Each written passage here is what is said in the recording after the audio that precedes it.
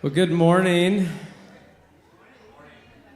I think the 46 degrees this morning has everybody invigorated and in like sweaters, which is pretty awesome. I mean, I had to bust out a flannel. This is my favorite kind of weather. So it's just good to see everyone out, and glad to have you with us, both here in the building and online. Thank you.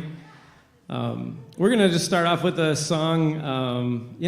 It's not overtly a church song, but that's okay. The words of this song, I've known this song for quite a while.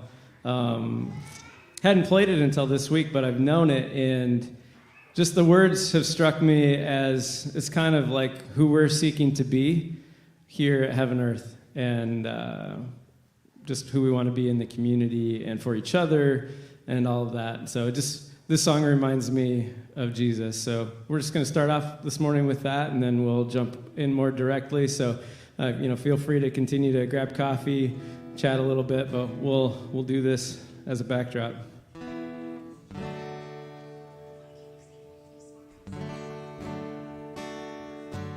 Am I on, Reed, guitar-wise?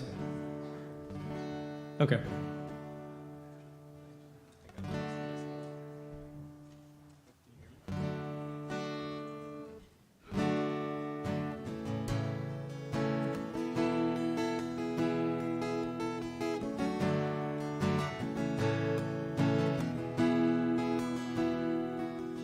I used to think I wanted to be famous. I'd be recognized out in a crowd. But the funny thing is, anytime I've gotten what I want, it lets me down.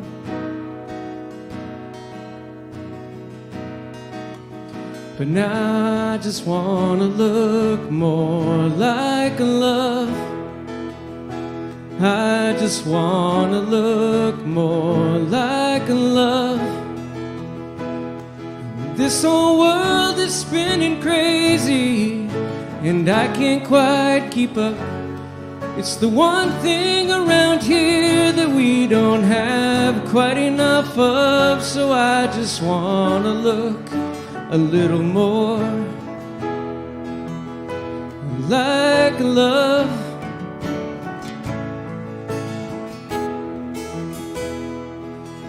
I used to think I needed all the answers.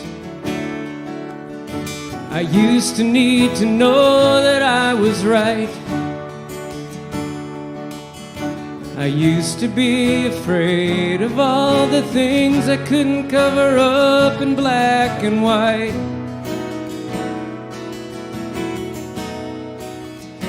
But now I just want to look more like love. I just want to look more like love.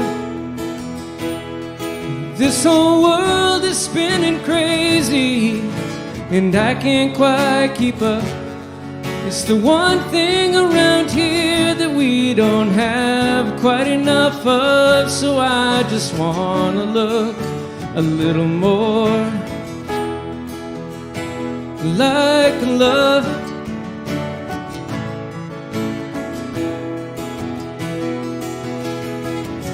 I find the farther that I climb, there's always another line of mountaintops. It's never gonna stop. And the more of anything I do, the thing that always ends up true is getting what I want will never be enough. But now I just want to look more like love. I just want to look more like love. This whole world is spinning crazy, and I can't quite keep up. It's the one thing around here that we don't have quite enough of. So I just want to look a little more like love.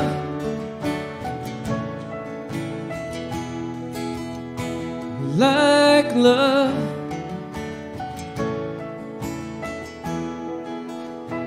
Like love.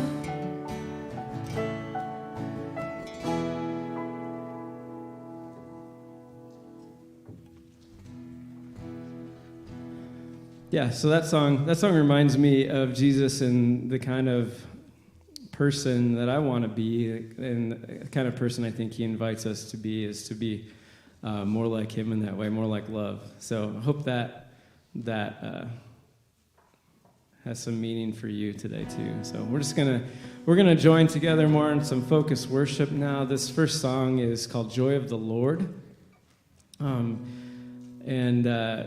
today we're going to be delving into some more good stuff, but some of the real stuff of life. And this song kind of talks about the tension between pain and grief, but also the mystery of joy that we can experience through God in the midst of that. So it's just kind of something I don't completely understand, that I'm still working through in my own life. So we're gonna choose to worship and to praise today. So I would invite you to stand and join us as we sing the song.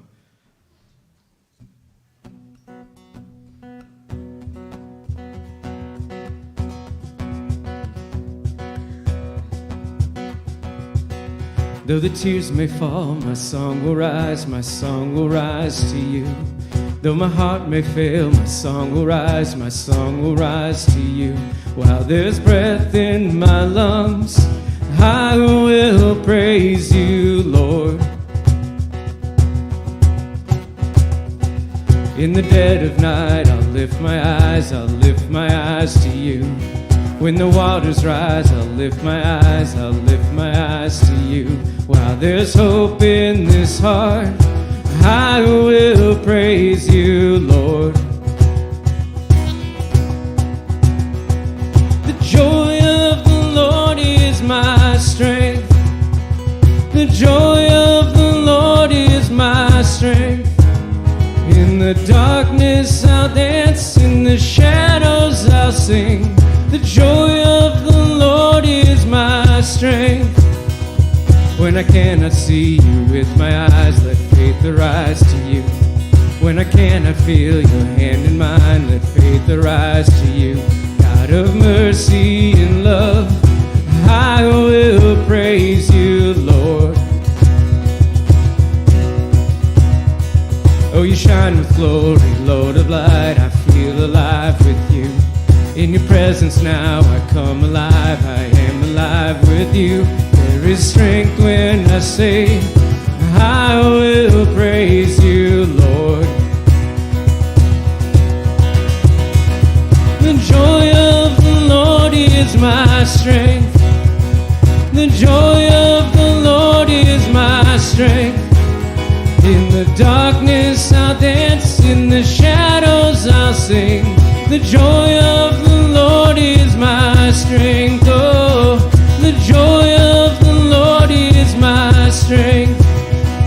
The joy of the Lord is my strength. In the darkness I'll dance, in the shadows I'll sing. The joy of the Lord is my strength.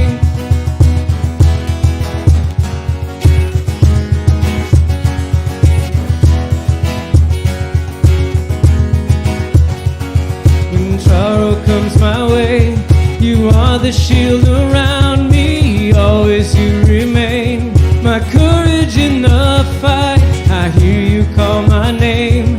Jesus, I am coming, walking on the waves, reaching for your light. The joy of the Lord. The joy of the Lord is my strength. The joy of the Lord is my strength. In the darkness I'll dance, in the shadows I'll sing. The joy of the Lord is my strength. The joy of the Lord is my strength. The joy of the Lord is my strength. In the darkness I'll dance, in the shadows I'll sing. The joy of the Lord is my strength. strength. The joy of the Lord is my strength. Lord Jesus, I just pray that you would help us to come to you in the challenges. I pray that you would help us to be honest with you, not to sterilize our feelings or to try to put on like a face for you. I pray that we could come to you just in authenticity. I pray that we could do that with each other. I pray that you could help us just meet you in those difficult spaces and experience the peace that is spoken of in your word that passes all understanding. And it doesn't really make sense often when we're in hard places, but I pray that you would help us to realize that in truth.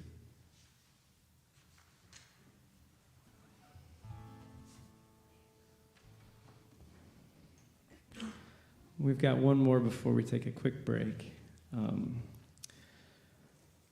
We've done this one before. Ellie's going to lead us.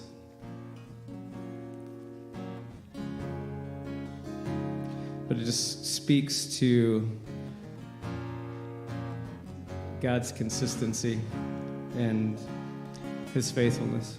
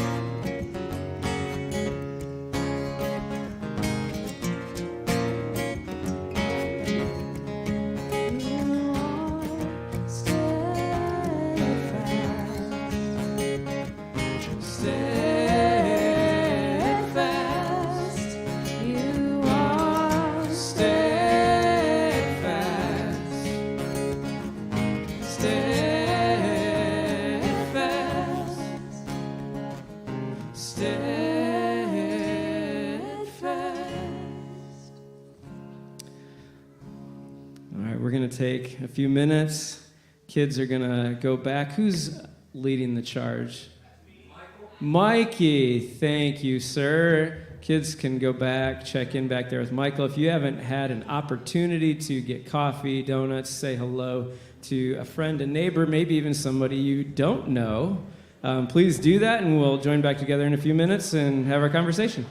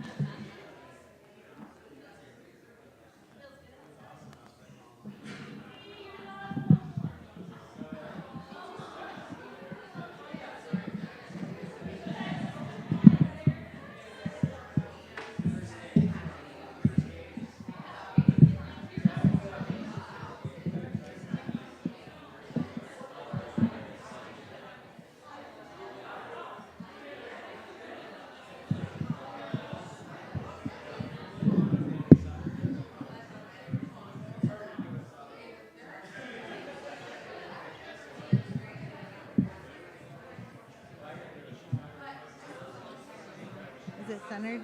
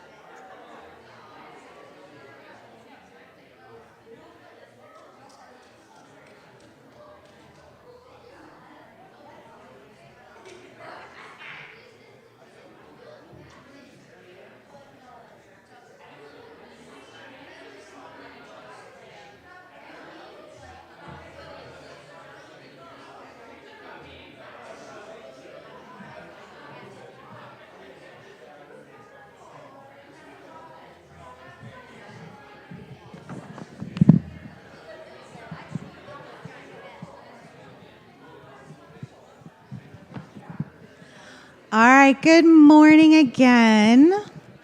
How many of you like the change in the weather today? Anybody? Oh, look. How many of you are mourning the loss of summer already? All right. There's a mixed bag. All right. Well, we have a few announcements for you this morning. First of all, I know of one, But are there other birthdays or anniversaries coming up? We have Miss Ellie is turning 21 on Wednesday. Did you all notice Ellie was on a different instrument or singing for every one of those songs? Because Ellie's amazing and we love her. So happy 21st, Ellie. Anybody else this week? Other birthdays? Yeah. Bobo's on the 13th. Okay, so Tuesday. That's Tuesday, right? Is that Tuesday? No. What day is the 13th? Help me. Friday? Okay, I was real close. So if you see Bobo this week, wish her happy birthday. Other anniversaries? No? Yeah.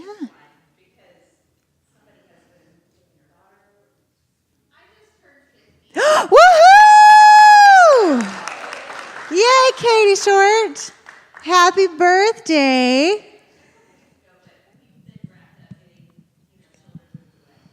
I mean, it's a sad thing. Oh, we love you. Happy birthday and all the mom feels. Yeah. That's awesome. Kinsley's 1-year adoptiversary was last week. That's fantastic. Love her. Anybody else? All right. Well, we have a few more announcements. So today, right after the service, we're going to have our groups meeting. So yeah, there's my slide. Thanks.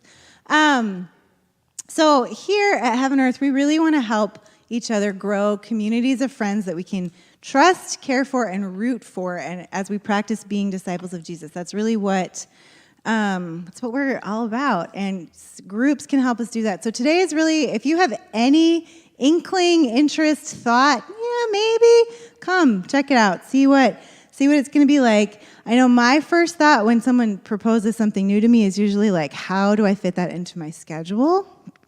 That's another problem for another day. But that's usually my first thought. But even if you're there, but you still kind of have a sense like, maybe I would like to see how I could work this out in my life, come just check it out. And we'll kind of go from there today as we kind of form groups going forward. So today, right after the service, our groups meeting. Our board, did you guys know we have a board? We do. We have a board. Our board is our fancy name, our Board of Governance and Administration forever, going forward known as the BGA. I know, it's very exciting. But we have a board, and the board really oversees, it kind of works in 3 different areas. It works in kind of trustee, legal, financial matters of the church. It works in like vision direction for the church, and it works in kind of an HR capacity, like working with the staff, but also with the congregation, and so working with different things that way. We have kind of a new board model that we just adopted. So last month, we adopted our new bylaws. So we actually have bylaws of the church. If you're interested, see there, it's very fancy. If you're interested, you can check those out. Ross sent out our MailChimp this week. There's a link in there if you care to read them. But they're accessible for you whenever. But in that, part of what we're doing is we're trying to build a structure on the board where we have 6 people at all times besides staff members who are serving on the board.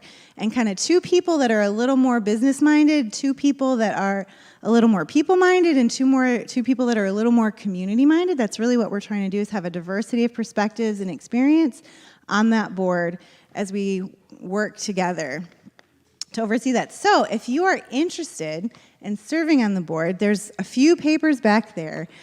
There's also in Church Center, if you go, I don't have my phone, but if you open up your app, your Church Center app, right on the main page, there's a spot that says, if you're interested in putting in a nomination for the board, fill out this form. You can click on that link. It'll take you to a form. You can fill it out. So you can write your name in. You can write in somebody else's name, but there's some more information on the line there of kind of what we're looking for in board expectations and things like that. And then from there, the board will kind of look through all those nominations and we'll kind of follow up with those individuals and see kind of who seems like will help us kind of fill our gaps moving forward. But this will be a yearly process where the nominations will open up in September, and then we'll kind of go through candidates in October and then bring new people on in November. So that's the process. If you have any other questions, feel free to let me know. Okay, it's almost Ashley's turn. We have a lot of announcements today, guys. Sorry. Okay, 2 more super fast. Softball, our softball teams, they start games tomorrow. So if you're on the softball team or you want to come cheer on the softball team, they're going to play at 6:30 tomorrow night is their first game. There you go. 6:30 and 7:30 tomorrow night at the new Greenwood Sports Park, which is up just off of Route 65, right? Warrisville and 65. There you go. Thanks, Charles. There we will have orange shirts, so look for them. Okay, and then my last one, and then it's Ashley's turn, is on September 18th is our Day of Caring. So that's we're partnering with United Way. They're coming here. We'll have some people here. We're still looking for some people if you want to come help serve lunch, or if you want to be a part of the projects too, you can let us know. But there's a form also on Church Center.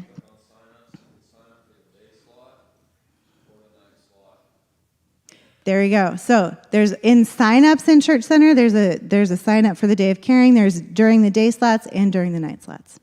All right, I'm done. I'm going to turn it over to Miss Ashley. Yeah. All right. Good morning, everyone. As much as I do this, you'd think I wouldn't be nervous, but every time I get up here, I seriously feel like I'm giving like a speech in college. Woo! All right, here we go. No. Number one, could you hit the slide for me, Lane? Or, sorry, Reed. Okay, garden team. We have an amazing garden team one of our members just turned 50, as we were saying. Thank you, Katie. And she picked a whole bunch of stuff this morning, first off. The table out front looks great. So if you guys need some veggies for your afternoon meal, please grab some. And if you would like to help with the garden team, please see Katie, because we still have some picking to do. We're going to have to clear it out. We've got things going on. So if anyone is interested, please let me or Katie know. Could I get the next slide, please, Reed? Okay. I wish Mikey was in here today, but he's not. He's in the back serving, like a faithful servant, so we love him. But does everyone know where this picture is? Okay. Where is it? Just out back, that's right. Does everyone know that we have an outdoor shelter house that we could be hanging out in? That we don't? Yeah. So, guess what's coming up? Reed, could I get one more slide? There's another view of it. There's tables, overgrowth, things in general. One more slide, Reed. Harvest Gathering is coming up, guys, October 6th. I invite everyone, we as the church invite everyone to join us for a pitch-in lunch and beautification of our outdoor space. 2 years ago, we did the mural. Last year, we worked with the garden and giving out free produce. And this year, we want to redo the back shelter house. We could use it for our teen groups. We could use it for the kids. We could use it for an outdoor service if we felt the need, urge, or want. So this is our time. We're really excited. I'm right now developing a plan to paint the entire building and the picnic tables, possibly looking for some people who want to help design picnic table painting. Not looking directly at anyone, Amanda Ott. Could you flip the slide for me, Reed? So our goal is that we just want to continue to strengthen our interchurch relationships. We've really built up so much here with our friendships, and we want to keep building on that with not only each other, but our community. And so we see this as a way to beautify our outdoor space and really just open ourselves up to our community even more. Aside from us using it, you guys might not know, but there's actually like a group of kids here in the neighborhood who play in our parking lot, in the shelter house and stuff, ride their bikes, etc. So this is one of those things. We work for us, we work for the community, but most of all, we work for God. So let's do that. Can I get one more slide, Reed? Okay, so what can we all do to help? Sign up for the pitch-in. You will find this on our app. I'm sure you've all heard of it this morning already in the slides, okay? So open up the Church Center app, and on calendar, you will see the Harvest Gathering, and you will see a sign up. I'm going to be doing some sort of pulled meats or smoked meats for the event, and we would love some sides and some desserts, and we're going to have a caramel apple bar. So that would be really helpful. If you'd like to join a volunteer team, I'm going to come up with a handwritten list for that ahead of time over the next few weeks. We're just going to kind of divide up who has great painting skills, who would love to help. There, I saw that, Lane. I'm putting you on the list. Who can help us clear out debris, who can help stabilize the shelter, etc. So we're going to be looking for that. Number 3, invite a friend. If you all like us enough to keep coming back here, maybe someone else in your life would like us too. And we would really love to just get to know more people and reach out. And so then the fourth thing, how to do that, please share our event on social media when you see it. I've shared it on the Heaven Earth Church page, as well as our prayer group, and you'll be seeing MailChimps come out in emails and whatnot. So does anyone have any questions? Anyone? Reed, do I have any more slides?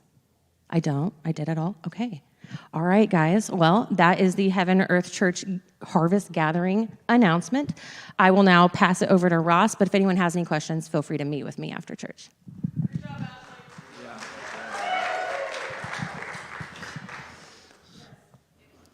Way to go, team. Good morning. My name's Ross. I am pastor here at Heaven Earth Church. We've got a lot of good stuff going on. I have a question to ask you right at the beginning for our conversation today. Actually, it's a true or false question. And then I would love for after your answer, if you'd like to give a small, brief explanation, please do so. Americans do not know how to grieve. True or false? Depends on which. Okay, good clarification. Thank you, Jamin. On average, Americans do not know how to grieve well. Lane, go ahead.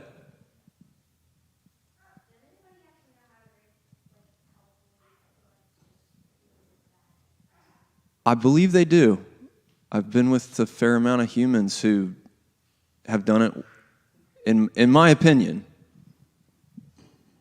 So that's a good question, which we're going to get at, Wayne. Lane, she said, does anyone know how to do it well? Yeah. We're going to talk about that. What does that even mean? How does one grieve well? Good comment, Lane. Kara.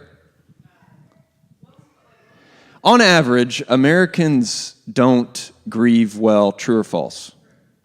And why do you say that? Uh-huh.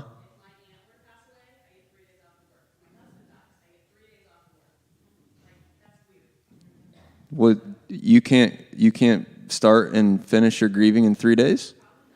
Okay. What's wrong with you? Ooh. There's the business side of death, and there's the emotional side of death. Melissa.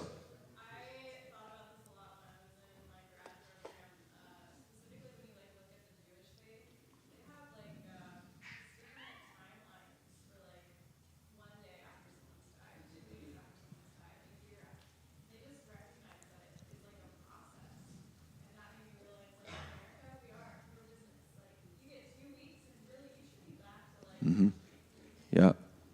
Yeah. Melissa was reflecting on aspects of Jewish culture, which we're going to look at today, which come from ancient times, that they have very structured spaces for grieving, and grieving in a way that helps to help you walk forward authentically and in wholeness. Yeah. What else? Kaylee.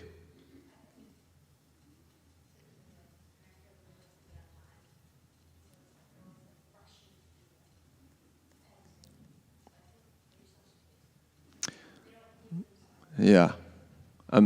Americans, Kaylee's account is that they want to be on time. Like, we got to just keep the trains going. We got to keep moving. So Pete Scazzaro in this book has a great line. He says, Americans like things that go up and to the right.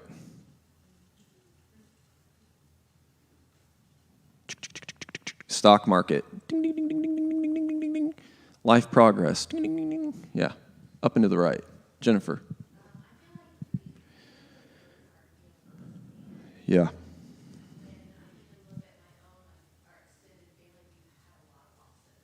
Yeah.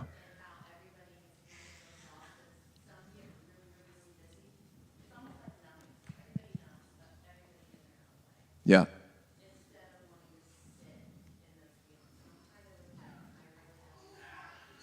Yeah.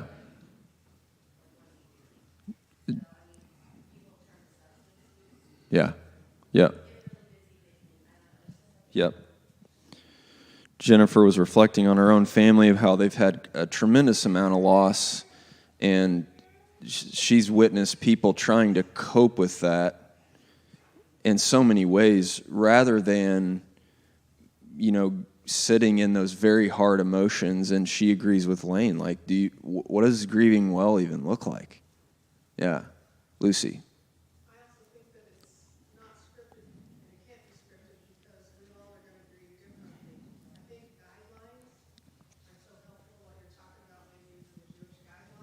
Mm-hmm. Right. Yep.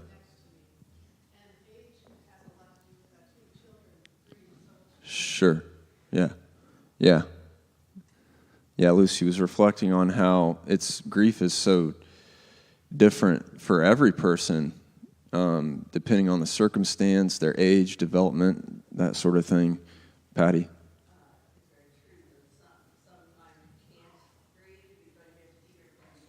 Yeah. Yeah. For Patty, it's true. There's in our culture, you have to make the time, because our culture is kind of predicated on like you just got to keep performing. You got to keep going. Yeah. What else? Anyone? Katie.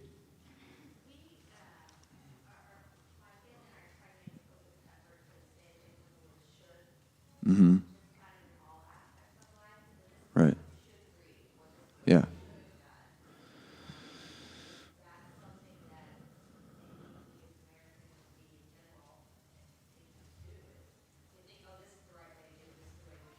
Yeah.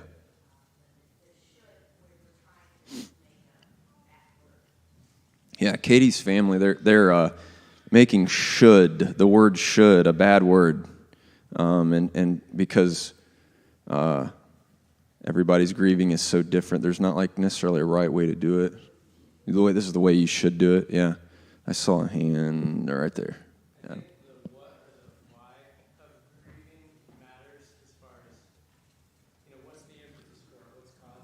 Right. We tend to go immediately to death.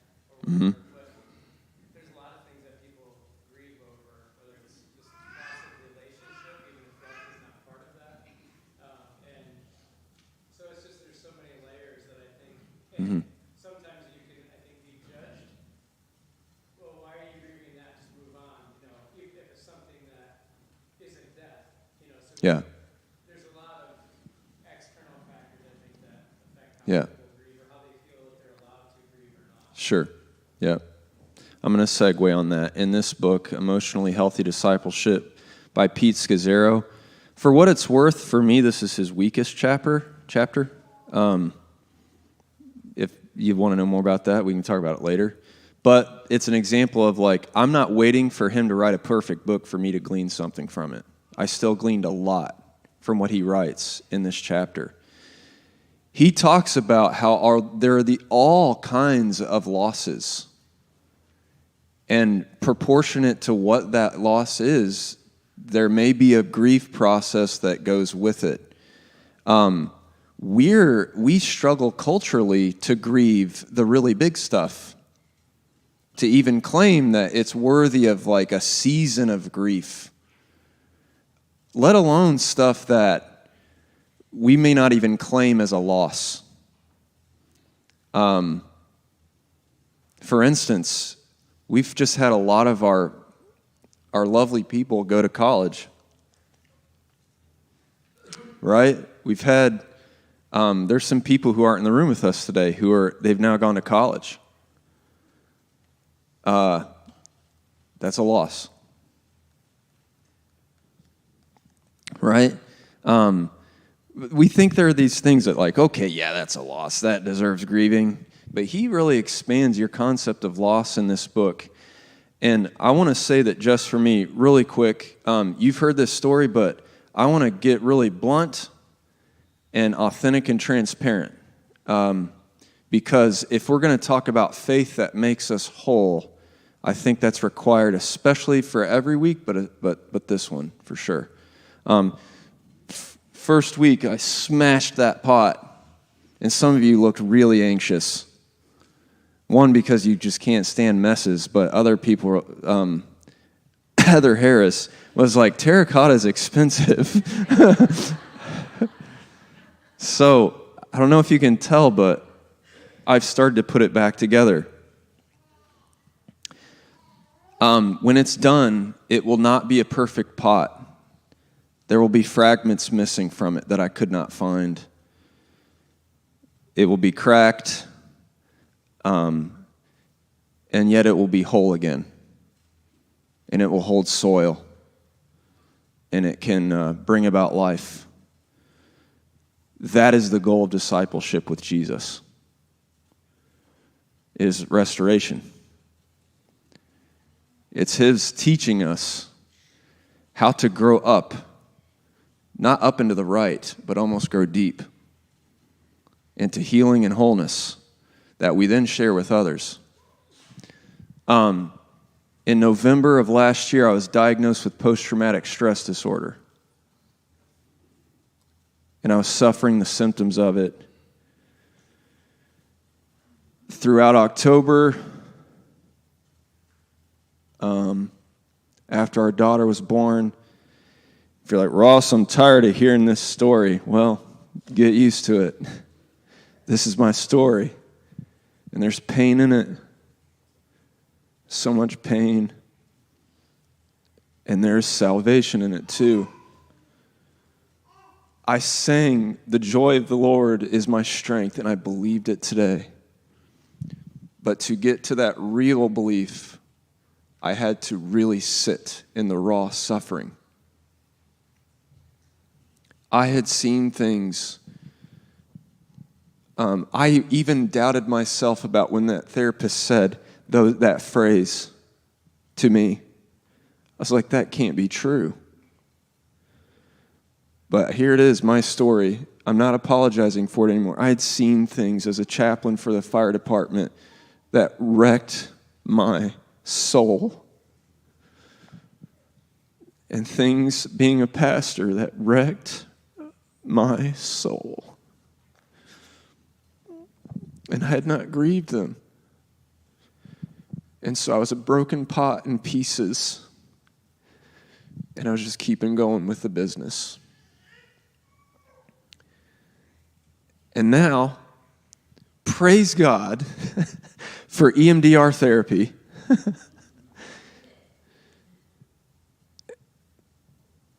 And how good the Lord is in the darkness. I have learned to find Jesus in the dark. And I have a faith that is so rich because of it. When Paul writes, rejoice, and talks about joy and be glad in Philippians, I'm starting to get what he's talking about because he writes that in prison. But it's because I'm starting to know what grieving is. And I'm not apologizing for it. And I'm not just going to return to work. I had to take leave from this church, as you know. Thank you. Thank you. I tried to go back to business. I could not. Because I had to grieve, and I'm still moving through it. Today, I want to help you.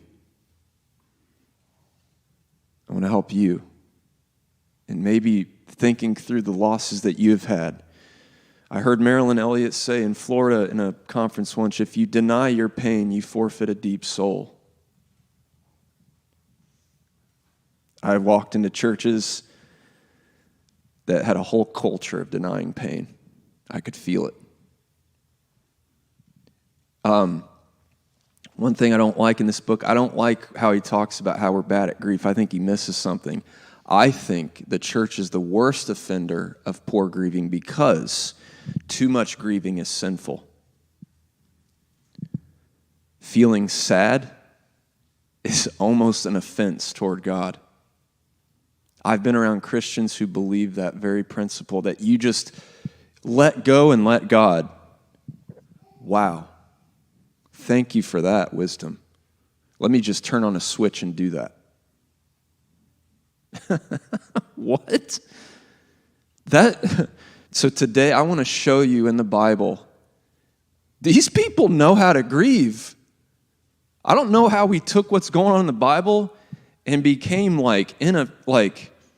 inauthentic grieving people, but the Bible is so raw, almost in a way that makes you uncomfortable if you pay attention to it. And what is the Bible doing? It's saying, hey, God is not afraid of your pain, your anger, your sadness. His name is Emmanuel, which means God with us. So what I want to talk to you about today, here's the one thing. Woo! That's too much text. 3 ideas, real slow. The cross tells us that in a world where God seems absent, that could not be farther from the truth. Jesus' presence in suffering, crying out himself about God's seeming absence. He cries out, God, why have you left me up here for dead? That God is at work. And Jesus' resurrection is a promise that God will redeem what is lost. The way of Jesus involves growing in trust in that promise. And finally, the way of Jesus includes stopping in grief, sadness, and suffering before moving to resurrection and redemption. We cannot fast-track grief. We cannot avoid it. If we try to fast-track grief, we will move forward divided. There'll be part of us left back there or over there. This stopping in the way of Jesus is powerful, earth-shaking movement. I had to stop last fall. I had to stop. And guess what? On Fridays now, when it's time for Ross's therapy appointment, I'm like, oh, I got so much to do. I don't have time for therapy. I got a to-do list. I got to get my slides done for Sunday. I don't have time for grief. I don't have time for the therapist to help me dig deep down and find vivid memories that I have repressed from my childhood. The way of Jesus says that such stopping is powerful. He did it all the time. Before he died, he stopped in Gethsemane to just say, I feel so sad, it's as if I'm dying. If he does that, will we be exempt? All right, so I want to show you a story and then get back to the practical stuff, okay? To show, like Melissa said, how the Jewish folks, including Jesus here, they didn't have a 3-day bereavement policy. Could someone get me a Kleenex? I'm a blubbering mess up here. Good Lord. Oh, I got one right here, right on time. Thank you. Thank you. Has anyone ever heard of the feast or festival of Purim? Purim? It's a Jewish holiday. You've heard the word. There are whole books in the Bible that are dedicated to the Jewish community or a community of people reflecting on absurd suffering that they're experiencing in the world. Heard of the book of Job, yeah? That whole book is in the wisdom literature. It's not about here's what we know. It's more about here's what we thought we knew and we don't know. Because there's this righteous fella that had the worst things in the world happen to him, and all of his friends are like, hey, what'd you do to earn that from God? Well, you've heard of that book. Maybe you've not heard as much about the book of Esther. It's all about that festival, Purim. To this very day, you can go to the synagogue for that holiday, and they'll recount this story.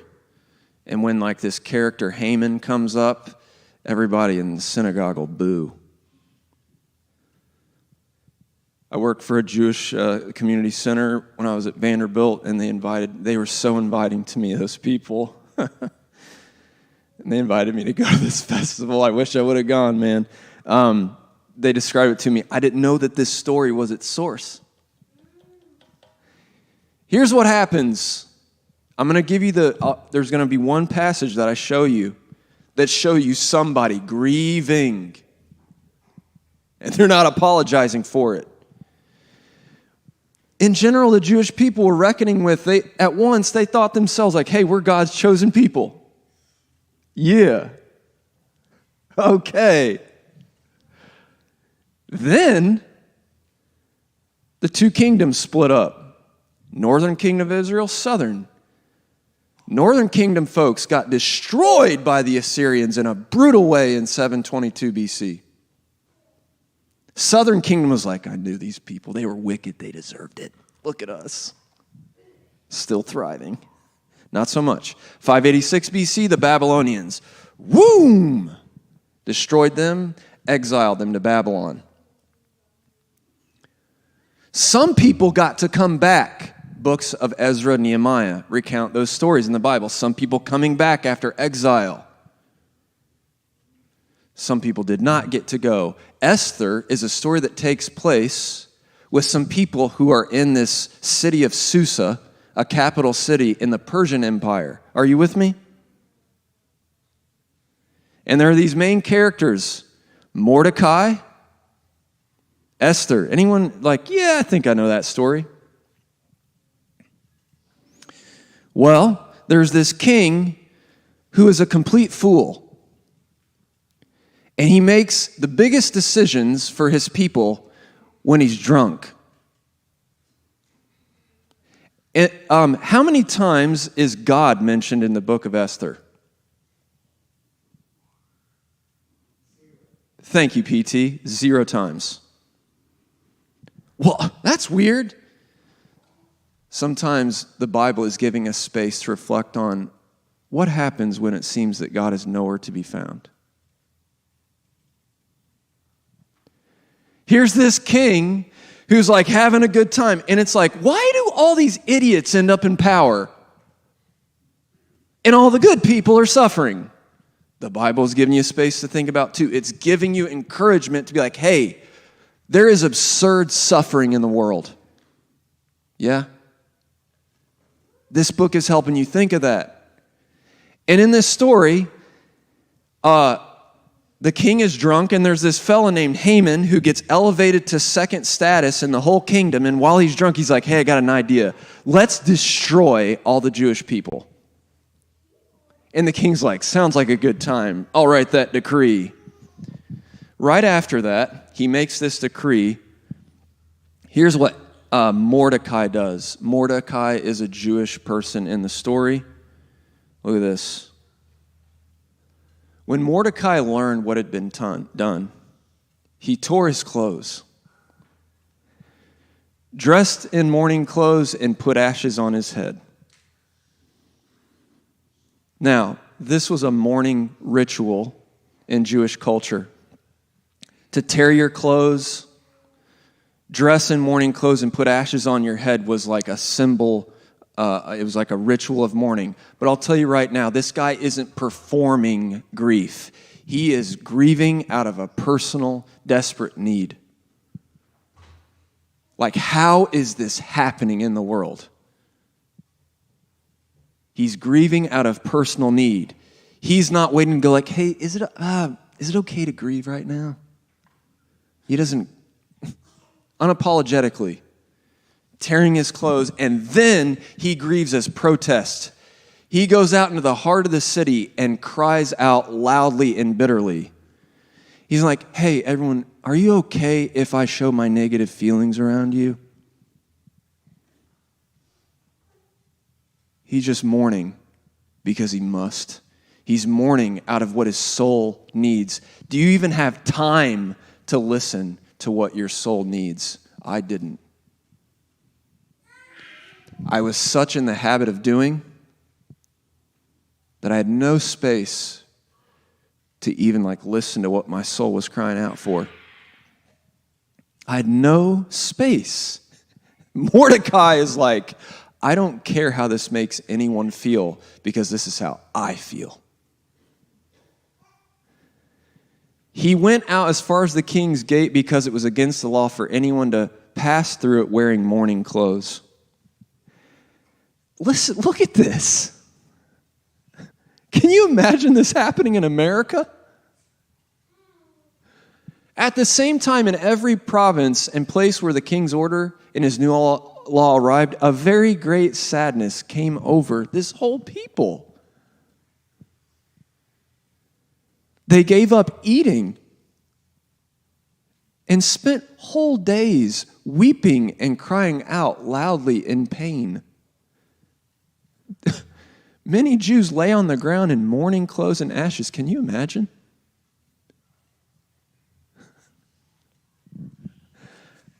What is wrong with those people over there? They're laying on the ground. Jeez. They need to get back to work. The bereavement policy's up. Hey, get back to work. Up and to the right, baby. Here's Esther shows up. Oh, Esther was plotting, by the way. This is a bad woman, man. And by bad, I mean awesome. She made her way into the king's court by being in disguise for a beauty contest. She won the contest and got elevated, so she was right next to the king. When her servants and eunuchs came and told her about Mordecai, you ever cried where your whole body cries? Her whole body was upset. She sent everyday clothes. She did what we do. Here, let me try to fix your grief. Here, put on your everyday clothes, Mordecai. Now, she's doing it out of sympathy, though. She's doing it with good intentions. But he rejected them. No. I'm not ready to move on. I'm not ready to move on.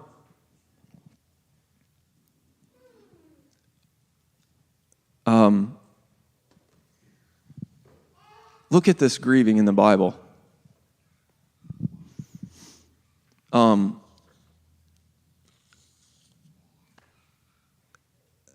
What do you think of this? I'll just stop there and ask, what does this make you think?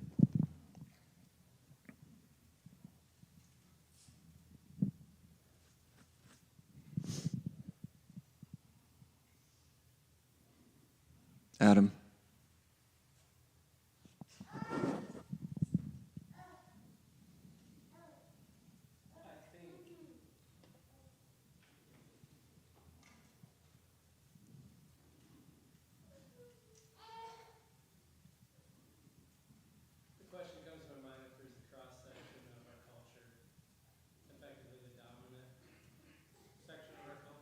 Mm-hmm.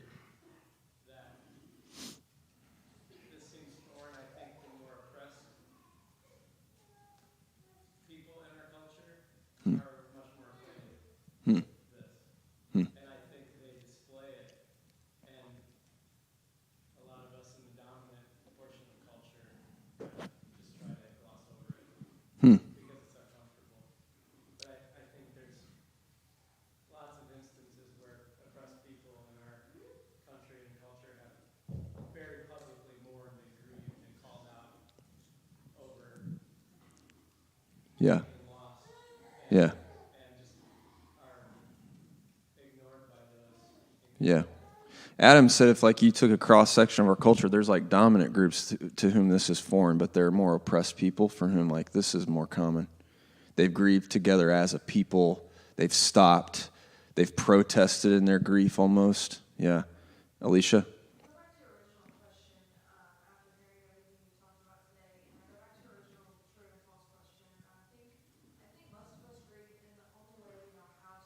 Yeah.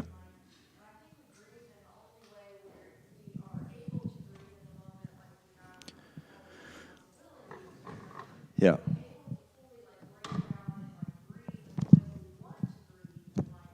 Mm-hmm.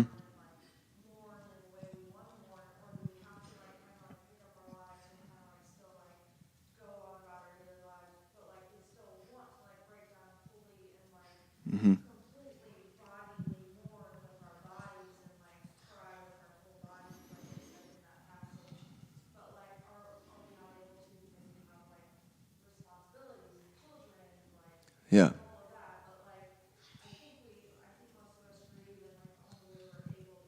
Yep. Yep. Alicia says, like, for all of us, we're almost in a way like we're doing the best we can with grief. Like, we're grieving in the way that we know how. Because we have all these responsibilities and things. We don't have time and space to do maybe this, right? Right, we grieve when we have time to grieve. I forgot to tell you, the reason that the name of that feast is Purim, do you know? They make this decree. Haman encourages the king to make this decree to wipe out all the Jewish people. Well, they need a day to do it. So what do? They roll some dice to decide what day they'll do it, to correspond to a month.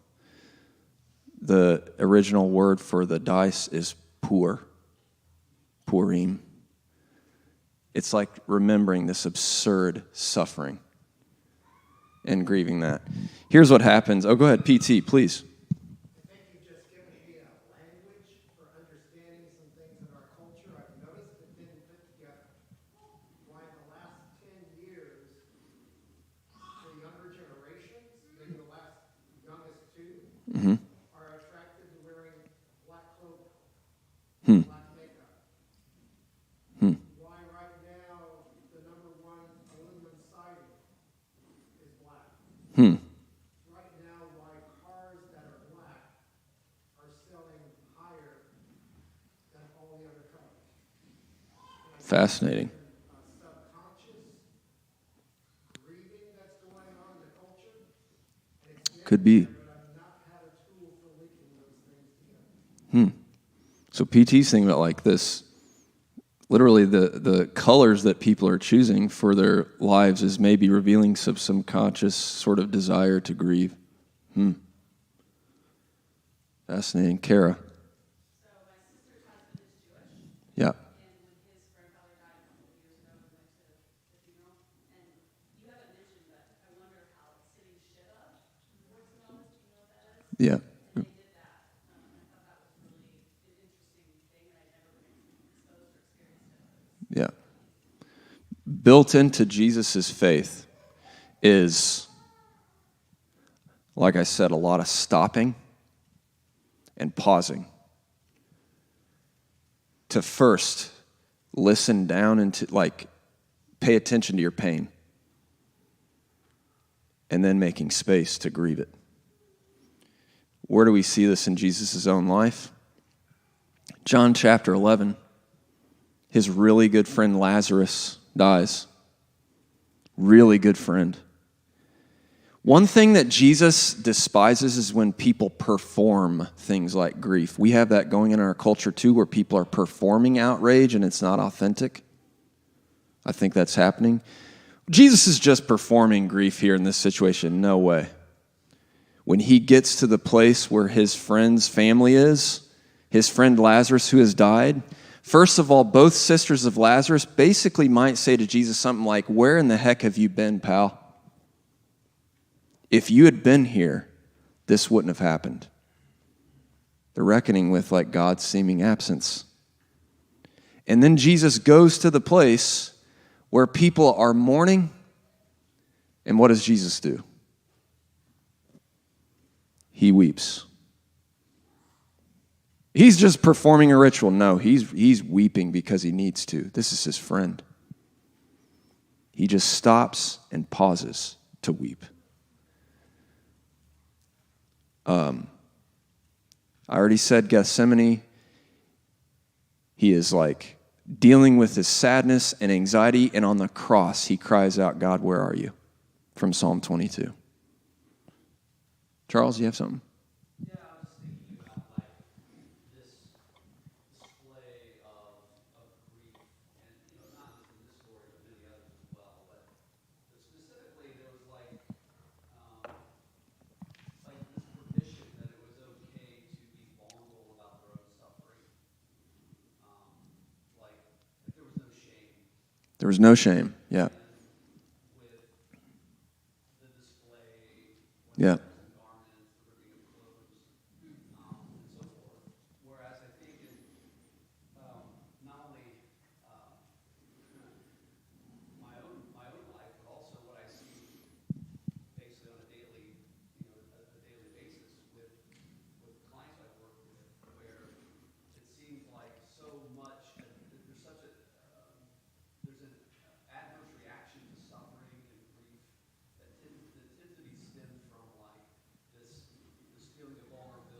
Yeah. And they tend to kind of come from a place of like, I don't want to be viewed as weak, Yeah. and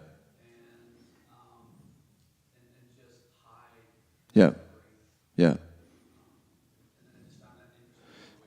Charles sees in this passage here and throughout the Bible, there's almost a permission for stopping, paying attention to the pain, grieving. I think about the 12 steps in recovery. You can do what's called the step 1, 2, 3 dance. From denial to acceptance, acceptance to surrender. Why do people not make it past steps 1, 2, and 3? Because steps 4 and 5 are inventory. You're paying attention to the pain. It's really tough. And you're taking inventory about maybe your part in it, but you're paying attention to the pain in order to make it toward a more sustainable life of recovery. Absolutely here, like in our culture, we almost like do I have permission to grieve here? And I've experienced in the church the answer to that was no. Because grieving, and maybe even grieving in a really demonstrative way, is an act of disobedience. Where people almost felt like they had to put on a good face to show that they still believed in God. They still trusted in God. Melissa.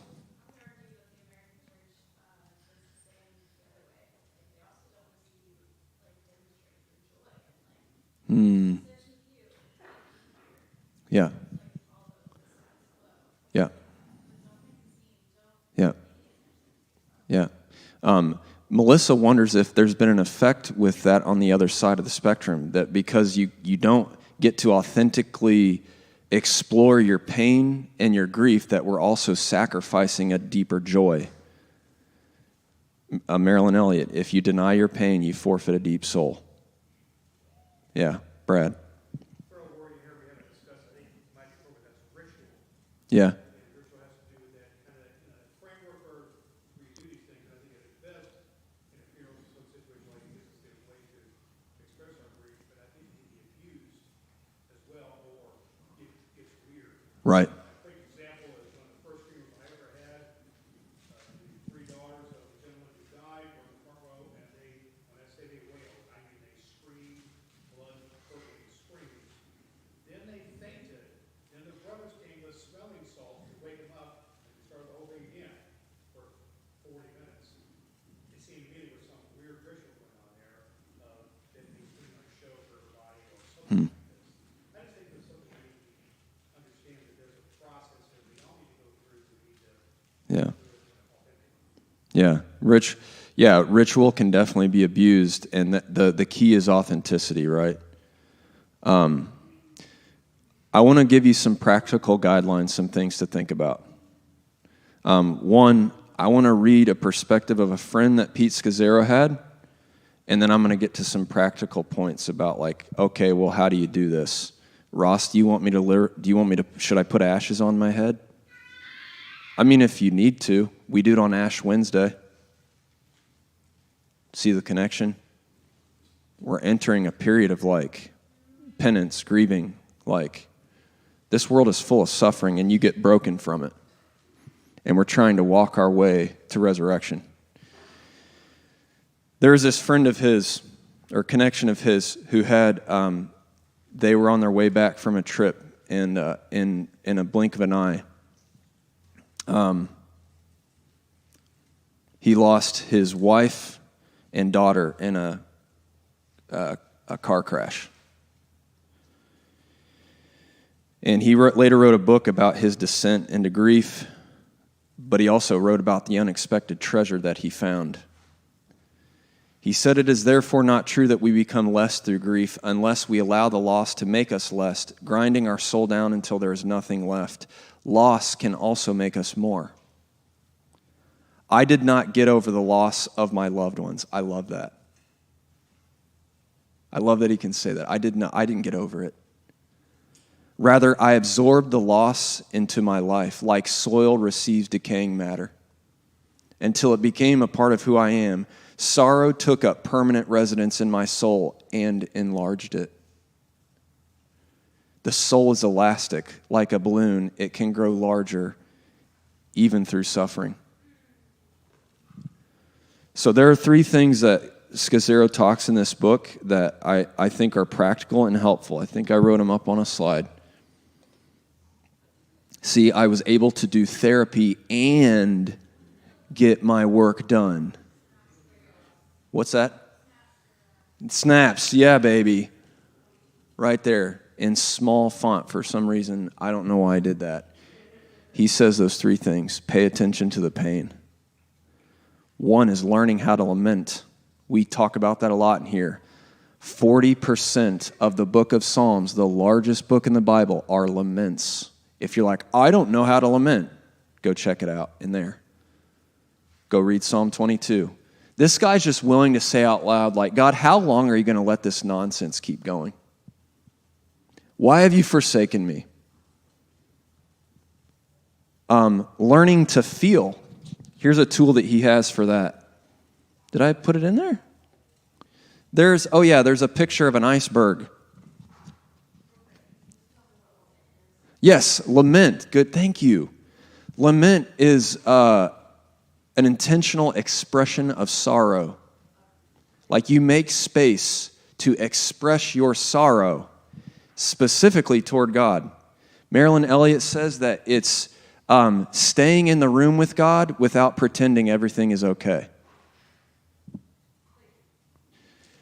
Learning how to feel, explore the iceberg. We have a lot of people, including myself, who are living on the top with the stuff above the water. We go back to business. I had my 3-day bereavement. I'm going to be productive, folks. Up and to the right. Do you have time to journal like those 4 questions? Learning how to feel. What are you mad about? What are you sad about? What are you anxious about? What are you glad about? I'm aware that we're over time right now, but I think this is important, and we're almost finished. Do you have space to explore the iceberg? Journal, note with a safe friend. So like I might call up Josh and be like, Josh, hey, do you have a minute to where I can talk to you about like something that I've like really identified I'm mad about, and I need a safe person to vent. I need to think it through. I need to feel it. So learning how to lament, learning how to feel. Can you go back to that list of 3, Ashley? We're about done. Wait in the confusing in between.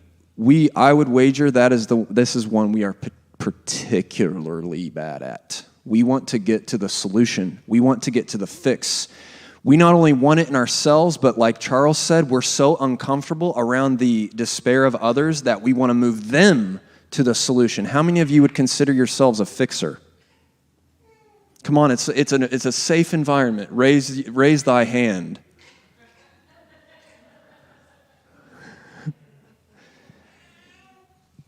One of the best things you can do as a follower of Jesus and a friend to someone is wait with them. You can say alongside them, I don't know what will fix this. I'm not even sure if it will be. But if it's okay, I'll just sit with you.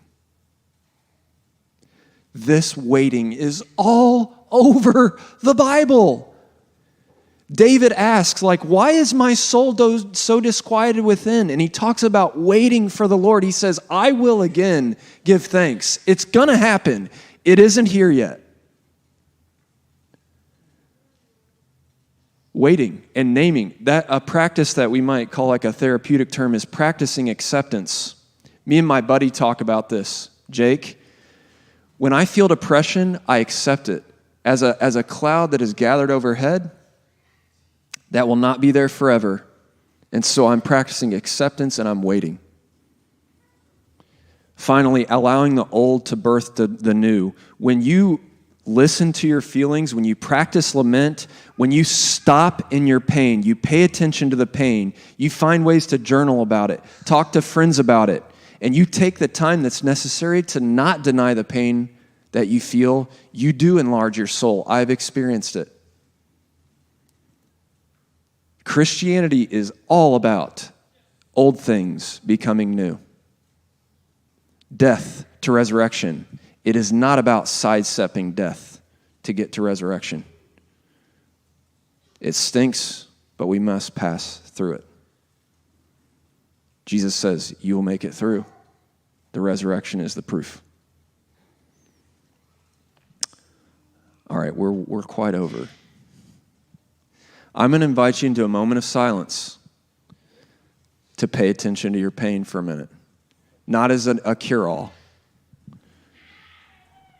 So now we're going to hear also children in the silence. As Alicia said, we have responsibilities. I never get silent time in the morning that's not interrupted. I'll be there like sitting in my quiet time, and all of a sudden, Daddy.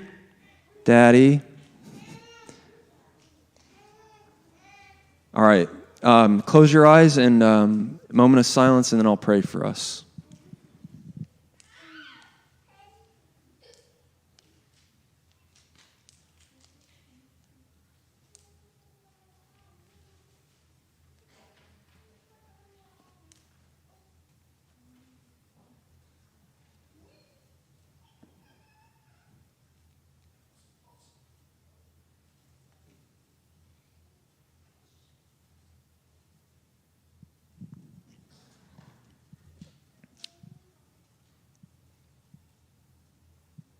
Lord, help us to see the pain that you know is there deep within us. We do not know how to grieve it well. Help us. We cannot heal on our own. Help us. Help us to discover hidden treasure, yes, even in our pain. Restore us, renew us. In the name of Jesus, amen.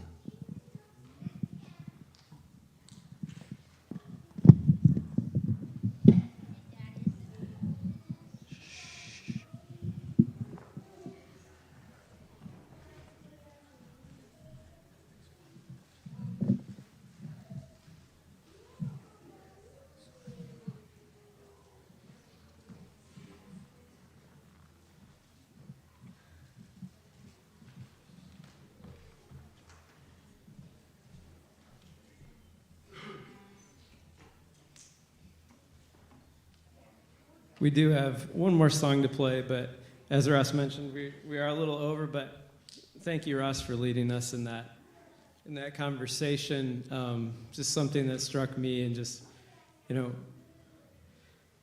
we have lots of thoughts about this, and I don't know if we often have a forum to really, really openly and honestly talk about such things. So we're going to play this song. If you need to leave, by all means, don't feel like you have to be glued to your seat while we play this one. But this one is directly out of the Psalms, as Ross mentioned.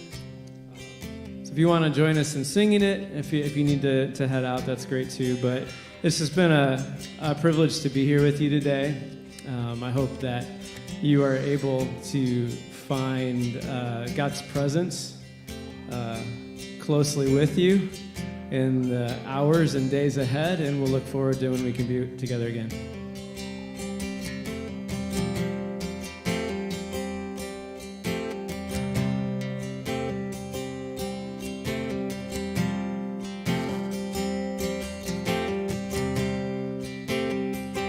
God is my shepherd, I won't be wanting, I won't be wanting.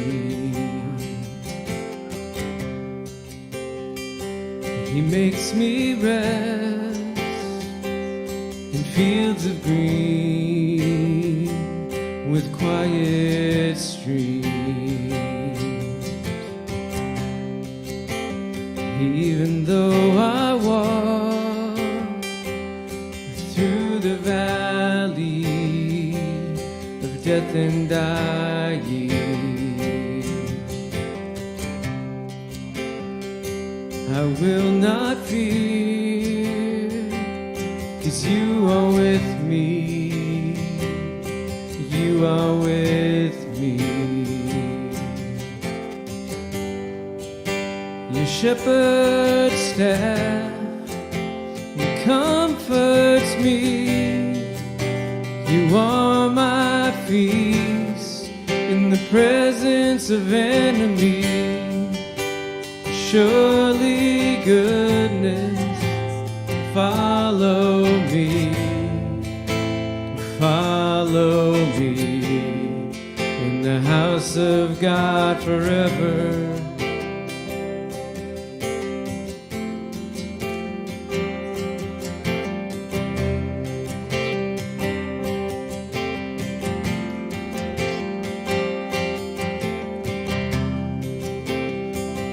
God is my shepherd, I won't be wanting, I won't be wanting.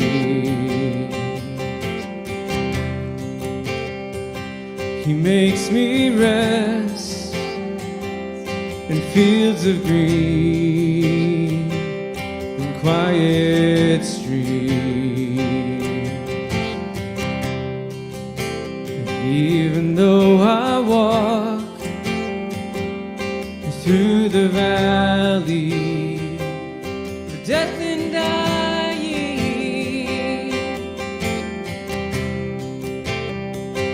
I will not fear, 'cause you are with me, you are with me. Your shepherd's staff comforts me. You are my peace in the presence of enemies. Surely goodness will follow me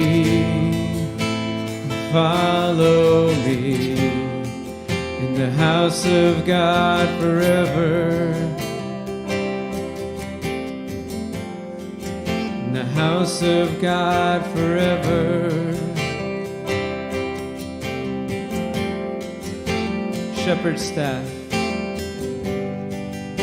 Your shepherd's staff comforts me. You are my peace in the presence of enemies. Surely goodness will follow me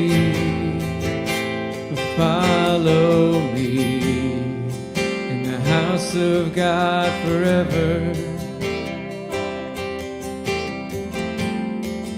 In the house of God forever. In the house of God forever. House of God forever. Thank you for joining us today. It's been good to be with you. Just go and have a good week.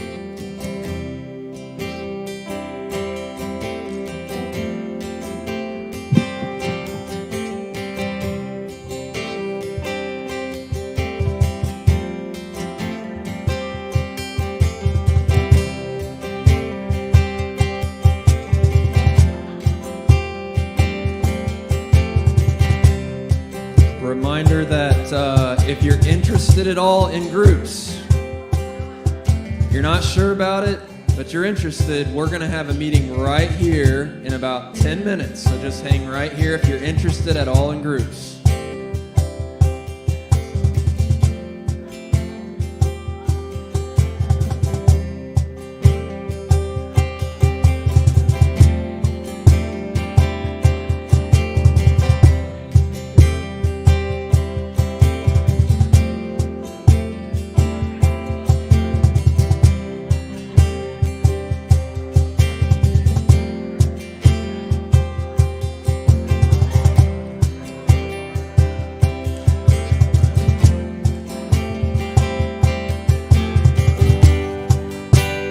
Shepherd's staff comforts me.